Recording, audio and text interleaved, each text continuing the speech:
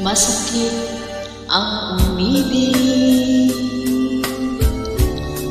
mapait ang magmahal, lalo na kung bawat isa'y may pananagutan na.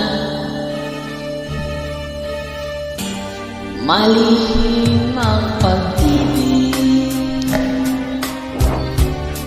pangambay laging taglay, sa pagnakaw ng sandaling nararapat sa iba.